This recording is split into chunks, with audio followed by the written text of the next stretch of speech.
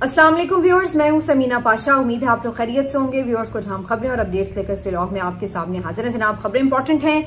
आज supreme court से एक बड़ी खुशखबरी मिली है पाकिस्तान तहरीक इंसाफ को, और इसके साथ साथ आज कुछ 9 मई से जुड़े और 26 नवंबर के एहतजाज से जुड़े मामलात से भी अहम खबरें हैं जो आपके साथ शेयर करने जा रहे हैं। पाकिस्तान और भारत के दरमियान जो कशीदगी है, इससे जुड़ी 2 अहम खबरें हैं जो आपके साथ शेयर करेंगे। अमरीकी नायब सदर ने जो बयान दिया है, बड़ा अजीबो गरीब सा है, इसके ऊपर भी डिस्कशन करेंगे। और इस्लामाबाद हाई कोर्ट में एक जुज़वी कामयाबी जो हासिल हुई थी इमरान खान साहब की टीम को वकला की, उसका एक असर जो है वो अब अगले हफ्ते में नजर आएगा, तो इसके ऊपर भी बात करेंगे। और उसके साथ साथ जी ये खबर भी गर्दिश में है कि जो इसहाक डार साहब हैं उनकी छुट्टी होने वाली है। तो काफी कुछ है इस व्लॉग में। आपसे रिक्वेस्ट है कि चैनल को सब्सक्राइब कर लें अगर अभी तक सब्सक्राइब नहीं किया।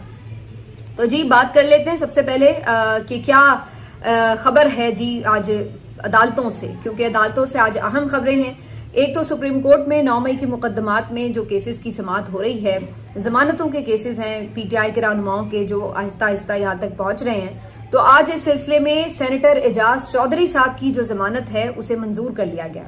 एक बड़ी कामयाबी है जो मिली है पाकिस्तान तहरीक इंसाफ को, क्योंकि सेनेटर एजाज चौधरी साहब जो कि पिछले 2 साल से तकरीबन असीर हैं, और सेनेटर होने के बावजूद भी और उनके प्रोडक्शन ऑर्डर जारी करने के बावजूद भी उनको सेनेट इजलास में नहीं लाया गया।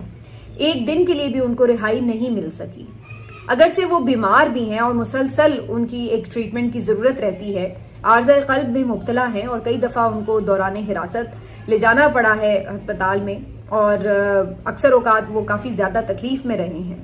अब ऐसे लोग जो पहले ही दिल के मरीज हैं और काफी उम्र भी है, तो ऐसे लोगों को जेल की सख्तियां इस उम्र में बर्दाश्त करनी पड़ी हैं, और उसकी वजह बड़ी वाज़ेह है।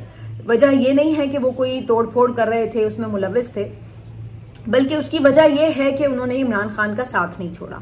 क्योंकि अगर वो प्रेस कॉन्फ्रेंस कर देते, पीटीआई को अबेंडन कर देते, इमरान खान को छोड़ देते, तो शायद वो भी आज बहुत से दीगर रहनुमाओं की तरह आराम से जेल से बाहर होते। लेकिन उन्होंने अपने नजरिए को और अपने लीडर को ना छोड़ना प्रेफर किया, जिसकी वजह से 2 साल तक उनको एक दिन के लिए भी रिहाई नहीं मिली, जमानत तक नहीं मिल सकी, और 2 साल तक उनको जेल में रहना पड़ा है। तो सेनेटर एजाज चौधरी का ये एक तवील सफर है जेल में, और अभी भी ये नहीं मैं कह रही कि जमानत तो उनकी मंजूर हुई है सुप्रीम कोर्ट से, लेकिन रिहाई अभी भी उनकी थोड़े फासले पर है। उसकी वजह यह कि कोई एक मुकदमा तो है नहीं, आपको मालूम है कई सारे मुकदमात हैं, और ये तो सिर्फ एक मुकदमे में उनकी जमानत हुई है, अभी दीगर मुकदमात में उनकी जमानतें होनी है, और अगर वो जमानतें भी होंगी तो फिर ही उनकी रिहाई का कोई दरवाजा खुल सकेगा। तो बहरहाल जो मेन एक मुकदमा था उसमें ये जमानत हुई है, और सुप्रीम कोर्ट के जो आज जजेस हैं उन्होंने बार बार पूछा कि जी क्या आपके पास इनके खिलाफ कोई सबूत है। तो सबूत कुछ ऑडियो मैसेजेस थे, और वो भी मजे की बात यह है कि वो वीडियो मैसेजेस हों या ऑडियो मैसेजेस हों, वो कब के मिल रहे हैं, वो 10 मई के मिल रहे हैं। जबकि उनके ऊपर इल्जाम क्या है कि उन्होंने नौजवानों को उकसाया, तोड़फोड़ करने पर, हमला करने पर उकसाया, और इसकी जो वो सबूत के तौर पर वीडियोस पेश करते हैं वो 10 मई की वीडियोस हैं। यानी कि नौजवान पहले अपना काम कराए 9 मई को, और बाद में ये उकसा रहे थे। ये तो इन लोगों की अकली हालत है, जिसका आप अंदाजा लगाइए कि इस किस्म के केसेस में जो है इन्होंने रहनुमाओं को जेलों में बंद कर रखा है। बहरहाल आज जस्टिस नईम अख्तर अफगान ने इवन ये तक कहा कि अगर इतने ही कोई सीरियस इल्जामात थे उनके ऊपर कि आपने 2 साल से उनको बेल तक नहीं दी, तो फिर आप उनको फौजी अदालतों में भेज देते। फिर यहाँ पर इतनी देर रख के उसके बाद जमानत भी ना देना, ये क्या साबित करता है? वैसे तो उनका ये कहना भी बड़ा अजीब है कि जी फौजी अदालतों में भेज दें, यानी जरूरी है कि जिसके ऊपर कोई सख्त इल्जामात होंगे वो फौजी अदालत में ही जाएगा। तो ये एक अजीबोगरीब सी स्टेटमेंट थी उनकी। वैसे तो अभी तक किसी को यही नहीं पता कि ये किस बुनियाद के ऊपर पिक एंड चूज हुआ है कि किसका केस जो है वो फौजी अदालत में जाना है और किसका केस नहीं जाना। तो ये अपने आप में एक बड़ा सवाल है। अल्लाह करे कि कभी फौजी अदालतों वाले केस का फैसला हो जाए तो चीजें सामने आ सकें, लेकिन अभी तक तो वो भी आपको पता है कि ये जो जबरदस्त किस्म का आईनी बेंच इन्होंने तश्कील दिया वो इस एक केस का फैसला भी करने में अभी तक नाकाम है। बहरहाल एजाज चौधरी साहब के लिए ये एक जबरदस्त खबर है, पीटीआई के लोगों के लिए भी जबरदस्त खबर है, और बावफा लोगों के लिए भी जबरदस्त खबर है कि जिन्होंने अपनी आसानी के लिए, अपनी सहूलत के लिए ये नहीं किया कि अपने लीडर से बेवफाई की, दगा दिया उसको, बल्कि उसके साथ ये सोचा कि अगर वो जेल में है तो हम भी उसके साथ जेल काट सकते हैं। तो बहरहाल एजाज चौधरी साहब ने वफा की तो एक मिसाल कायम की है, ये तो मेरा ख्याल है कि उनके जो मुखालिफ हैं वो भी मानने पर मजबूर होंगे। बहरहाल अभी ये पहला एक स्टेप है, बहुत से अभी बाकी लोग हैं, महमूद रशीद साहब हैं, शाह महमूद कुरैशी साहब हैं, उमर सरफराज चीमा साहब हैं, डॉक्टर यास्मीन राशिद साहिबा हैं और दीगर कई और लोग हैं जो अभी तक जेलों में हैं। तो लेट्स सी के उनकी भी रिहाई का कोई सद्देबाब हो पाता है या नहीं। बहरहाल देखते हैं कि इनकी रिहाई कब तक अमल में आ सकेगी। मियां अशफाक वकील साहब की जो टीम है उन्होंने इनकी यहाँ पे नुमाइंदगी की सुप्रीम कोर्ट में और वो काफी उम्मीद में है कि आगे जो बाकी केसेस हैं उसमें भी उनकी रिहाई हो सकेगी। इसके अलावा जी एक और अहम जो आज खबर आई है वो इंसदाद दहशतगर्दी की अदालत से आई है, जहां पर 26 नवंबर के एहतजाज की केस की समातें थी, जिसमें आज बड़ी पेशरफ्त हुई है, क्योंकि ये तकरीबन कुछ 1600 के करीब मुल्जिमान थे जिनके ऊपर ये केसेस चल रहे हैं और उनमें से कोई 1000 के करीब जो मुल्जिमान थे वो पेश भी नहीं हुए जो जमानतों पर हैं। तो इस पर अदालतों की तरफ से कहा गया कि हम इनकी जमानतें खारिज कर रहे हैं क्योंकि ये आए नहीं। जबकि दूसरी तरफ एक और जो अहम खबर इससे जुड़ी थी वो ये कि 82 मुल्जिमान ने एतराफ़े जुर्म कर लिया और उन्होंने साथ ही अपने जुर्म का एतराफ करते हुए ये इस्तदा की अदालत से कि उनको सजा में नरमी कर दी जाए ताकि वो जल्दी घर जा सकें। अब इसके ऊपर सजा उनको सुना दी गई, क्योंकि उन्होंने एतराफ़े जुर्म कर लिया तो उनको सजा भी हाथ के हाथ सुना दी गई और इन्हें 4 माह कैद और 15,000 रुपए जुर्माने की सजा सुनाई गई है इन 82 मुल्जिमान को। अब इसके पीछे कोई समझना मुश्किल काम नहीं है कि इन लोगों ने क्यों एतराफ़े जुर्म किया होगा। उसकी बड़ी साफ वजह है क्योंकि जुर्म वहां पे कौन सा जुर्म हुआ था? क्या वहां पे कोई इमारतों के शीशे टूटे थे? जी नहीं। क्या वहां पे कोई एटीएम मशीनें लुट गई थी? जी नहीं। क्या वहां पर उन्होंने कोई आम जाते आते राहगीरों की इमलाक को नुकसान पहुंचाया या उनकी गाड़ियां तोड़ी या उनको कोई डंडे मारे? क्या किया?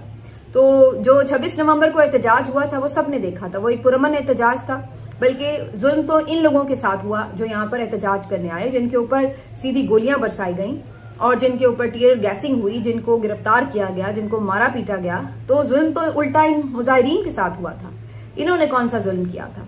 लेकिन बहरहाल इन्होंने ये जो बेचारे सादा जाहिर कारकुन होते हैं, ज्यादातर ऐसे होते हैं जो बहुत अमीर कबीर भी नहीं होते, बेचारे मजदूर तबका होता है बाजुकात। तो मेरा ख्याल है कि उन्होंने इसलिए एतराफ़े जुर्म किया कि कम अज कम एतराफ़े जुर्म कर लेंगे तो जितनी भी सजा बनती है वो करके जान छूट जाएगी और घरों को जा सकेंगे। अगर मुकदमात चलते रहे तो जिस तरह आपको पता है हमारे मुल्क में मुकदमात की सूरत हाल है, साल हर साल मुकदमात चलते हैं और अब जो ये दहशतगर्दी के मामला हैं और जो सियासी इंतकामी कार्रवाइयां उसके तहत तो जल्दी जमानतें भी नहीं ये करने देते किसी भी वर्कर की। तो उन्होंने ये इसलिए आफियत जानी कि चलो जी हम मान लेते हैं कि जी हमने जुर्म किया है ताकि हमें सजाएं हो जाए। अब देखिए, देखा जाए तो 4 महीने की सजा सुनाई गई है। अब 26 नवंबर से आज तक देखें तो ये सजा ऑलरेडी पूरी हो चुकी है। तो यानी कहने का मकसद ये है कि उन्होंने कहा कि अगर हम मान लेंगे तो कम से कम घर जा सकेंगे, नहीं मानेंगे तो मुकदमा और चलेगा और फिर हम जेलों में ही कैद रहेंगे और पैसे भी लगेंगे, जाहिर है। तो उन्होंने इस चीज के ऊपर जो है वो आफियत जानी कि ठीक है, हाँ करो और निकलो यहाँ से और रिहाई पाओ। ये ठीक है कि वो सजा याफ्ता कहलाएंगे, लेकिन सबको हकीकत पता है कि ये सजा याफ्ता क्यों कहलाएंगे। ये सियासी कारकुन है, कोई इन्होंने चोरी नहीं की, कोई डकैती नहीं की, कोई कत्ल नहीं किया, कोई ऐसी चीज इन पे साबित नहीं हुई। एहतजाज करना या दफा 144 की कोई खिलाफवर्जी करना, ये क्या जराइम है? ये सबको पता है कि ये बेचारे तो एक अपने आईनी हक के लिए आए थे। ये अलग बात है कि अदालतों को आजकल आईनी हक जो है वो जुर्म नजर आ रहा है और बजाय इसके कि वो मुजाहिरीन के साथ खड़े हों कि जी एहतजाज तो इनका आईनी हक है और क्यों जो पुलिस ने यूज ऑफ फोर्स किया, क्यों रेंजर्स ने पुलिस ने यूज ऑफ फोर्स किया, हुकूमत की तरफ से ताकत का इस्तेमाल क्यों किया गया, तो बजाय इसके कि उन्हें कटहरे में खड़ा किया जाता, उल्टा आने वाले मुजाहिरीन को जो अपने आईनी हक के लिए बाहर निकले थे उन्हीं को धर लिया गया। तो ये इस वक्त हमारे मुल्क में निजाम इंसाफ की सूरत हाल और ये बड़ी एक पैटर्न के तहत आपको नजर आ रहा है। हर जगह पे इन्होंने यही किया कि जिनके साथ जुल्म किया उल्टा उन्हीं को मुकदमात की नजर कर दिया। जहां पर जिस जगह पर आप देखिए 9 मई से पहले भी 25 मई वाला जो एहतजाज था, जो 18 मार्च वाला एहतजाज था, जो न जाने कौन कौन से मैं आपको गिनवाने लगूं, तो जहां कहीं भी इन लोगों ने पुरअमन एहतजाज किया, इन्होंने क्रैकडाउन किया, मारा पीटा, गिरफ्तारियां की, सब कुछ किया, लोगों की जानें गई, लेकिन उल्टा मुकदमात भी इन्हीं के खिलाफ दर्ज कर लिए और यही सूरत हाल अभी तक भी चलती आ रही है। तो ये एक उल्टा पहिया जो है निजाम का, इंसाफ का, वो चल रहा है, जो हमें बड़ा ऑब्वियसली नजर आ रहा है। बहरहाल इसके अलावा जो एक अहम खबर है अदालत से, वो हाई कोर्ट से, इस्लामाबाद हाई कोर्ट में इमरान खान साहब और बुशरा बीबी साहिबा की 190 मिलियन पाउंड केस की जो सजा मुअत्तली की दरख्वास्त है उसको समाअत के लिए मंजूर कर लिया गया है, फिक्स कर दिया गया है। 8 मई को इनकी समाअत होगी। अच्छा जी, अब ये पहले तो जाहिर इब्तदाई समाअत होगी। मैं ये दोबारा से आपको बता दूं कि जो कल खबर आपको दी थी कि जो हाई कोर्ट के रजिस्ट्रार की रिपोर्ट थी कि जी हम पूरा साल फिक्स नहीं कर सकते, वो मरकजी अपीलें हैं, ये सिर्फ सजा मुअत्तली की हद तक है। तो बहरहाल सजा मुअत्तली भी अगर हो जाएगी तो कम से कम रिहाई का इम्कान पैदा हो जाएगा। तो इसलिए सलमान सफदर साहब ने इस बात के ऊपर जोर दिया कि भले आप मरकजी अपीलें जब भी फिक्स करें, कम से कम सजा मुअत्तली की अपीलें जल्दी फिक्स कर लें। तो इस हद तक ये मुकदमा है। और अब इसकी जो 8 मई को समाअत है उसमें आमतौर पर तो पहली जो समाअत होती है उसमें नोटिस वोटिस ही होते हैं, तो यही कुछ होगा। लेकिन आगे चलकर इस मुकदमे में कोशिश ये है, जो उस दिन अलीमा खान साहिबा भी कह रही थी कि कोशिश ये है कि 4 से 6 हफ्तों के अंदर अंदर सजा मुअत्तल हो जाए, कोई फैसला आ जाए, ताकि गर्मियों की छुट्टियां जो अदालतों में होनी है उससे पहले इमरान खान साहब की ये सजा मुअत्तल हो जाए, रिहाई का इम्कान बन सके। वरना वो फिर सारी जो गर्मियों की छुट्टियां हैं वो अदालतें बंद रहेंगी, नॉर्मल रूटीन के केसेस भी नहीं चलेंगे, तो फिर उस चक्कर में उनको सारी गर्मियां बंद रहना पड़ेगा। ये अलीमा खान साहिबा का ख्याल है कि शायद 4 हफ्ते में इमरान खान साहब की रिहाई का कोई सबब बन जाए। तो ये इस लिहाज से एक इम्पोर्टेंट है कि 8 मई को ये समाअत फिक्स हो गई है। 2 रुकनी बेंच है, जस्टिस सरफराज डोगर साहब का और जस्टिस आसिफ का। ये दोनों जो जज साहिबान हैं ये समाअत करेंगे। इसके अलावा इमरान खान साहब की इलेक्शन धांधली से मुतालिक जो समाअत थी वो भी मुसलसल पड़ी हुई थी सुप्रीम कोर्ट में, उसको भी एड्रेस नहीं किया जा रहा था, तो उसको भी समाअत के लिए मंजूर कर लिया गया है। तो अब देखते हैं कि उसकी भी समाअत कब होती है, लेकिन वो धांधली वाला जो मामला है उसको भी टेकअप किया गया है। मुझे कोई उम्मीद नहीं है कि उसमें कोई फैसला बड़ी जल्दी आएगा या बड़ा कोई खिलाफ आ जाएगा। सबको पता है कि जो इस वक्त निजाम इंसाफ की सूरत हाल है। अब आ जाते हैं जी कि जो अदरवाइज चीजें चल रही हैं, यानी कि हम बात करेंगे कि जो पाकिस्तान और भारत के दरमियान कशीदगी चलती रही और उसके ऊपर जो एक डेवलपमेंट हुई है। इसमें जी आज एक तो ये खबर है अमेरिकी नायब सदर के हवाले से, इनका स्टेटमेंट आया एक टीवी इंटरव्यू में एक जवाब देते हुए, और उन्होंने कहा कि जी पाकिस्तान और भारत से मुतालिक जो कशीदगी है उसके ऊपर क्या आपका मौकिफ है।